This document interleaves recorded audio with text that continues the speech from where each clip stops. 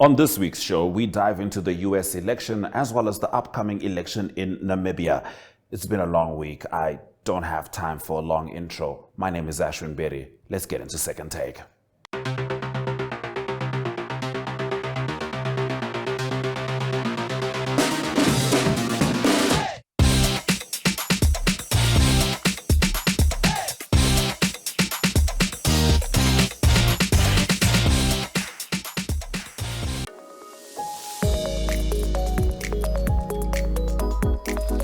So, it happened.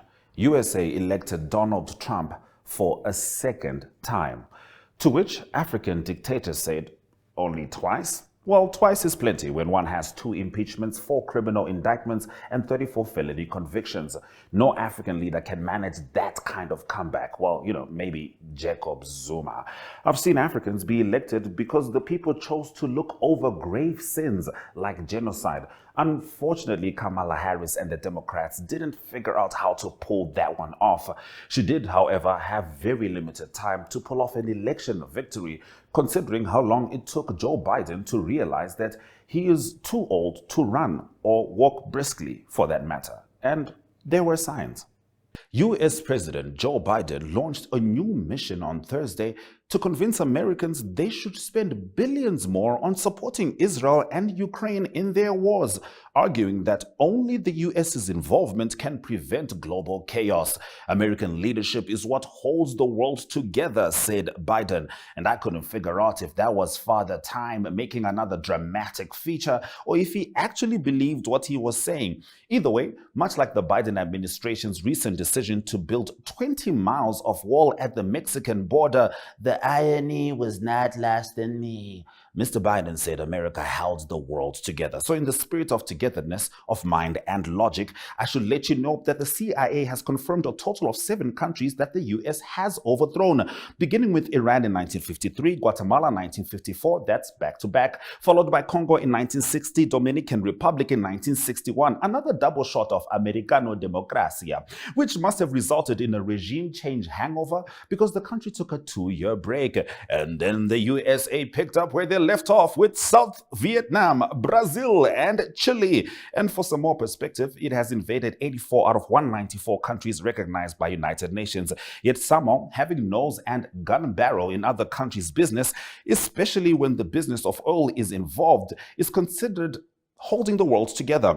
That said, everyone simply acts on what they know. And considering the glaring political, racial, and economic divisions in the USA, and the fact that former President Donald Trump stands accused of inciting an attempted coup in January 2021, it's safe to say that the lack of charity begins at home. Yes, home, where most men the same age as Joe Biden spend their time.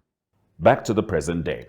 As word spread that Donald Trump had clinched a second term, Africa's leaders fired off congratulatory tweets, visions of diplomatic resets dancing in their heads. Zimbabwe's President Emmerson Mnangagwa, still sanctioned by the US, publicly declared his nation is ready to work with Washington, as if his friendly invitation might undo decades of strained relations with a simple digital handshake. Nigeria's Bola Tinubu chimed in, expressing hope for reciprocal economic partnerships, as though Trump had ever shown signs of reciprocity that didn't begin and end with his interests. But perhaps they know what they're in for. After all, Trump's first term brought cuts to African aid, restricted immigration, and a famously undiplomatic view of certain countries, calling African countries shin moles. I don't have the kind of budget that allows me to cuss on the show, but I am working on it. So, with little else to go on, African leaders are once again lining up, ready to play the part of hopeful partners, well aware that in Trump's Washington, Africa might only appear in the footnotes, unless he is comparing himself to Nelson Mandela. Former US President Donald Trump compared himself to Nelson Mandela. Yes, the same Madiba who spent 27 years on Robben Island before emerging to lead the nation out of decades of apartheid rule. Trump, the front runner for the 2024 Republican presidential nomination, sought to paint himself as a victim of political persecution, telling a crowd of supporters at a rally, "I don't mind being Nelson Mandela because I'm doing it for a reason." Yeah, I'm sure you don't mind being Nelson Mandela, Donny boy, but we as Africa mind you mentioning yourself in the same sentence as a true liberation hero who didn't get $1 million loan from his father, just allegedly a couple of gifts from the Oppenheimers post-jail time, but we never talk about that. Plus, Nelson Mandela once said, "We know too well that our freedom is incomplete without the freedom of the Palestinians." I dare you to say something similar to American conservative right-winger Republicans and watch them let you stay in that prison like Tory Lanez. Yes, that same guy is president again. And he owes it to his donors. I'm not talking about Elon Musk, the richest man in the world. No. I am talking about essential support, like that of Zambia's former Lusaka province minister, Bowman Lusambo. Woman as the nominee for 2024 November elections in America. But for us, we will support Donald Trump. And on that call, we will contribute $1,000 to the Donald Trump campaign and fundraising team. Yeah, Trump needed that $1,000. On this week's Perspective, I chat with journalist Irene Marie van der Walt about the US election, what it means for women, and more importantly, another election that doesn't have a convicted criminal running, Namibia's upcoming election on the 27th of this month, as hashtag Namibia Decides 2024.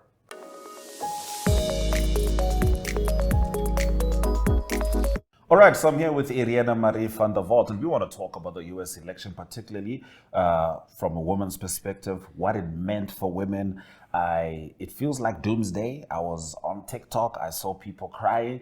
I even got the feeling that some Americans wish that they could rig this election, and for that, contact Zimbabwe. However, let's talk about it. How do you feel? What's your first impression of Trump's victory? I am a little disappointed in it because this Trump is still the same Trump who said grab her by the... Oh, no. He is different because now he's been convicted. Exactly. That comes into play as well. And to see that Americans who we deem as this cultural superpower, and truly we give them this power to be a cultural superpower, that they would rather vote for a convicted felon who very clearly despises women than for a woman, I think. Makes... I hear you. I mean, of course, there's more factors to it. With Donald Trump, there's no real defense for his moral decadence. Like, he is who he is, and he is representing what the wave of how Americans are thinking right now. A large chunk of Americans, not all of them. For women's rights, he is terrible. Kamala, I don't think the issue came down to her qualifications. Definitely could have come down to her being a woman. I mean, of course, right-wingers, conservative parties generally are going to suppress the rights of women, as we have usually seen it happen.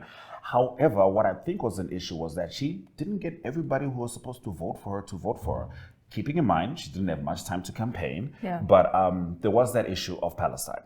Right. And the Democrats would be really the only option for everyone as far left as they go. And she couldn't give a clear answer to that, mostly because America was still funding Palestine under the Biden administration, for which she is number 2 in the power. However, like I wanted to say, as far as Trump winning the election, I don't think that was a factor, in the sense that he got everyone who was supposed to vote for him to vote for him. And Kamala just didn't manage to get all her numbers. Keeping in mind, Trump had white women vote for him more than white women voted for Kamala. What do you think that means, though, with regards to, women and politics in America?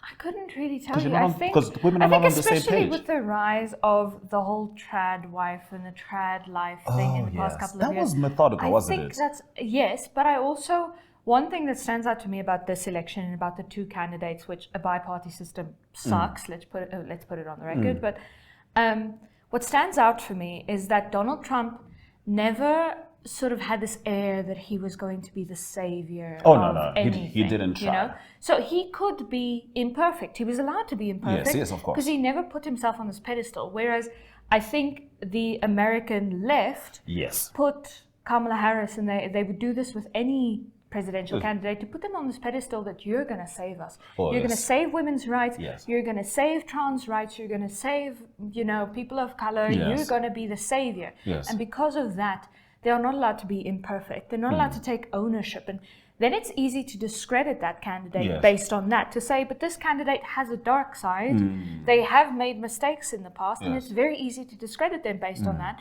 when they are expected to be this angelic savior figure. Yeah, and perhaps it was that, just even the perception of that figure, which could have repelled several people, because to them Trump is quote unquote, real. And I mean, Baron Trump was handling his social media, and his son, his 18-year-old son, deciding where he's going to go, and all the platforms he was going to were platforms which do echo this sort of disrespect for women for the most part, or disregard rather. And a lot of Trump's shots at Kamala Harris were overtly sexist, and there's no escaping that. But let's talk about this pedestal, because what does it actually entail? And that's what I think is at the core of the democratic issue right now, because people have been under the impression that this pedestal entails things like freedom for all, peace for all, and then there's that blockage of human rights.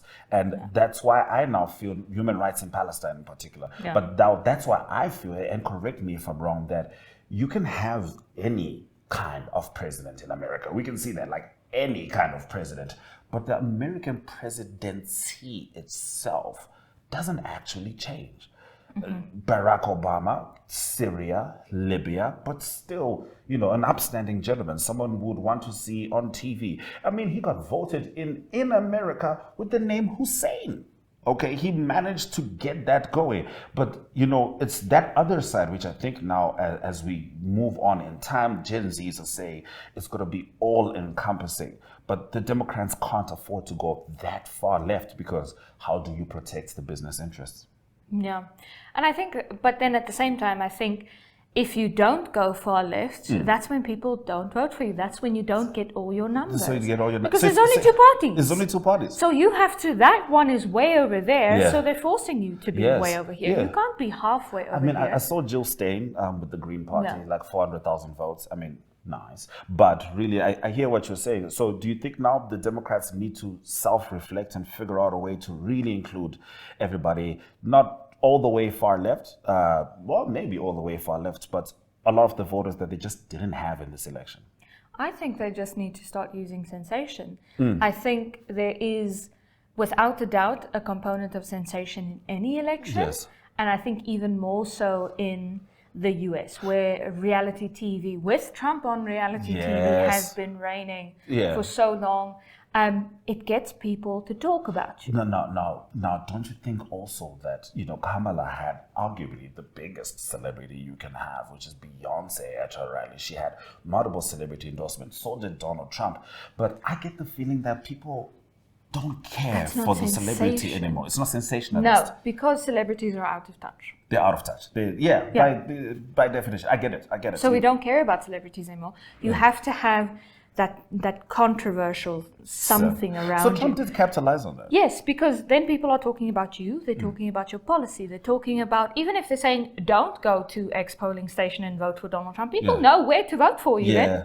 Yeah, absolutely. And it was interesting because, when you said Kamala's out there dancing with Beyonce, that was also like a statement, just to minimize what that was meant to be. Kamala and Beyonce trying to propel women to vote for the Democratic Party, African American women. And he just minimized it to they were dancing. And I'm sorry, I know there's this conspiracy theory about Beyonce. Thank you, Beyonce. But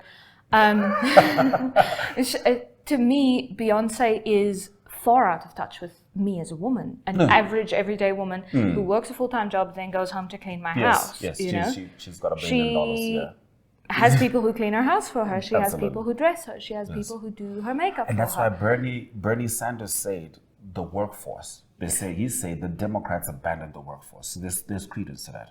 Yeah. Okay, so let's bring it back to Namibia. We're talking about an election which fortunately has no criminals running. We can double check that. But we don't have it. Gaten McKenzie's doing pretty well. I might actually. That's in South Africa. We'll let them do what they're going to do. All we share is the rand. But however, I want to talk about Maeno Ndungamen. It's fair to talk about her because she's got the least presidential experience as far as running for an election. But we want to talk about her as a woman. Is that going to be enough to get Namibian women to want her to be president? I don't think it's going to be enough for me as a Namibian woman. I can't speak for all Namibian women, but for me as a Namibian woman, her being a woman doesn't qualify her to be president. I need to see action. And to be very honest with you, that's something that I feel I haven't seen from Ndungamen. She's been in the SWAPO system. She's come through the rungs, and at no point did I hear that name and go, wow, she's doing something good. I don't remember ever thinking of something she did. Or perhaps opposing what people say has been going wrong with the liberation Exactly, movement. and that's what I look for in a candidate. I like a plan and I like action. And that's what I've been looking for in the manifestos, is an actual plan. Not saying we're going to improve the economy, but saying we're going to do X, Y, and Z. And we're going to do it in so much of an extent, and this will then have the effect that it improves the economy. Is age a factor for Maeno Ndungamen? I think for the youth vote, definitely. So it supersedes her being a woman for the young Namibian girl. I think especially given, and again, this could be that sensation thing where maybe her fainting gets people to talk about her. Maybe her fainting gets people to not vote for her because they think she's old now and she's not in proper health to run a country anymore. Their perception, yes. So it could go either way. It could be that sensation of now we know who Ndungamen is, now we know what she looks like because we've seen this photo of her fainting, we know what her face looks like.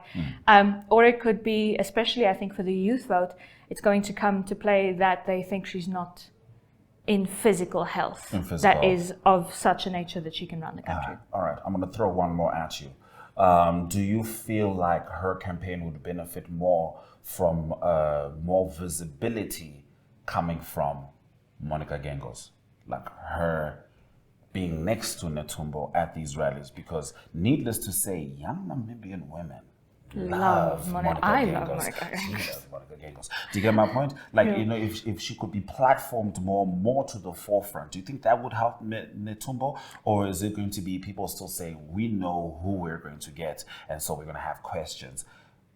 I think it could go either way. It could be damaging to Monica Gangos' brand and her public persona. And perhaps any future aspirations she might or may not have. Because we're at a very volatile point running up to the elections now, and if Monica Gangos is seen with someone who is a controversial figure, because a lot of people feel that SWAPO shouldn't be in power after this election. So to be clear, her being a controversial figure is not because of Maeno Ndungamen herself, but ultimately because of the party she represents. Because of the party, because of the fact that our democracy will not come near maturity until another party takes over the reins. And because especially, again, we've been talking a lot about it, the youth vote. That unemployed youth, they feel like SWAPO's let them down. So if Monica Gangos goes to stand next to Ndungamen, that could be a thing that, does Monica Gangos not care for us anymore? Is she still a figure that we need to look up to? And that's the questions that I would have as somebody who really likes Monica Gangos. I think she's fantastic. If I saw her with Ndungamen, those are the questions that I would have about her. Because what she's done is one economy, is helping women, you know. Very, very futurist, very now, very today. You know, helping women empower themselves. And if you look at, especially we had that report about female parliamentarians and the discrimination they faced. This is in a parliament where SWAPO has the majority. So it's at odds with one another, what Monica Gangos has done and what has happened under parliament that has a SWAPO majority. So in this case, we're going to say, much like Kamala could have benefited from starting her campaign earlier because of, you know, Joe Biden, much like Kamala could have benefited from America not funding Israel, Maeno would benefit by distancing herself from what are regarded as the negative aspects of the ruling party. Do you think that's reflected in the parliamentary propositions she has as with regards to the people she wants to join for parliament in SWAPO. Is that any different from the old guard? I think so. I'm not sure, and there are these questions around whether all these young people who have come into the parliamentary list, whether that was for SWAPO to garner that youth vote, Yes. or whether that is actually going to have an effect. Well, Because if it's actually policy, like we're getting a younger. lot of things can change. You can have someone on your parliamentary list, but when push comes to shove, they don't necessarily, just because they were on your list, have to go into parliament. So a lot of things can change after we've voted for a particular party. So the question now, and what I would really like to see post-elections, and what I'd like to see us talking about again in 4 years when we go back to the polls, is whether SWAPO has actually done what they said they were going to do, whether those youth voices were voted in, were given places in parliament, whether SWAPO has actually this time delivered, if SWAPO is elected. That's a very big if as well. Yes.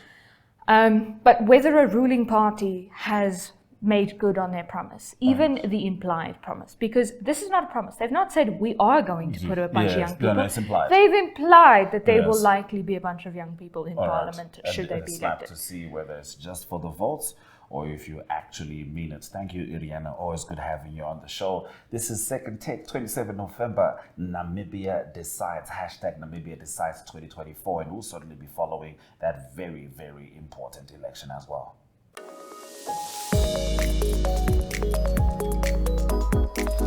Our TikTok of the week comes from Angela Brown as she breaks down exactly how the American people voted. Exit polling data tells the story of what happened during this election. Look at this. This is coming from NBC News. I want you to look down there at Latino men.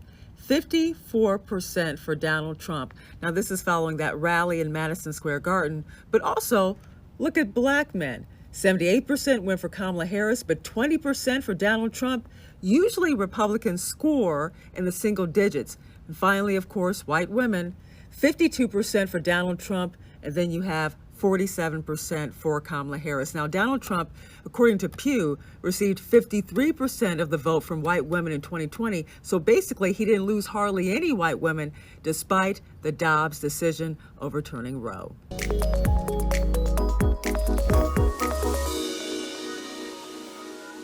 Donald Trump is who he is, a reflection of the majority of America's wishes and perhaps a reflection of their souls.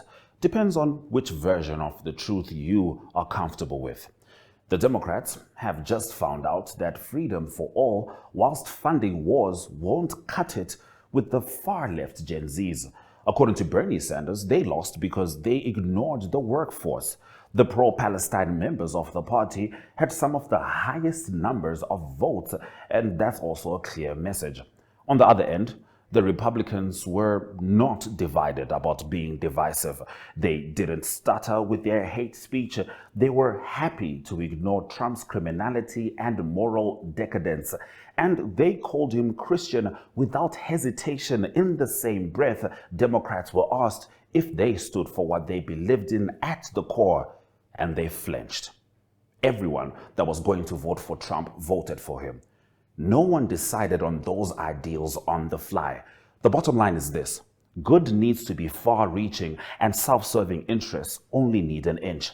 And if the term self-serving doesn't sit well with you, perhaps consider just calling it the American way. Good night.